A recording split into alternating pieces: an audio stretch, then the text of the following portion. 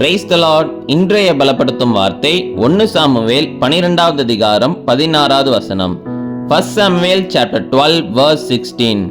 இப்பொழுது கர்த்தர் உங்கள் கண்களுக்கு முன்பாக செய்யும் பெரிய காரியத்தை நின்று பாருங்கள்.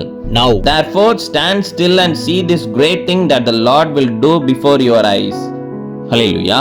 உங்களுடைய வாழ்க்கையில் ஒவ்வொரு காரியங்களும் எப்படி இது நடக்கும், இது எப்படி சாத்தியமாகும், எப்படி என்னுடைய வாழ்க்கையில் இந்த காரியத்தை நான் மீண்டு வரப்போகிறேன், எப்படி ஒரு அற்புதம் நடக்க போகுது அப்படின்னு சொல்லி ஒரு எதிர்பார்ப்போட ஒரு கலக்கத்தோடு இன்னைக்கு நீங்கள் இருக்கிறீங்க.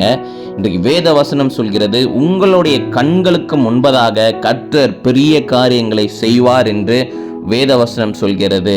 அப்போ எதை கண்டும் சோர்ந்து போகாதீங்க. கர்த்தர் உங்கள் வாழ்க்கையில் பெரிய காரியங்களை செய்ய போகிறார். இழந்தவைகள் எல்லாவற்றையும் திரும்ப தரப்போகிறார். இரட்டிப்பான நன்மையை தரப்போகிறார். நீங்கள் ஆசீர்வாதத்தை சுதந்திரித்து கொள்ள போகிறீங்க. தடைப்பட்டு இருக்கிற காரியங்கள் எல்லாவற்றையும் மாற்றி கர்த்தர் உங்களுக்கு ஒரு பெரிய அற்புதத்தை செய்ய போகிறார். எல்லா பலவீனங்களும் உங்களுக்கு ஒரு விடுதலை தரப்போகிறார்.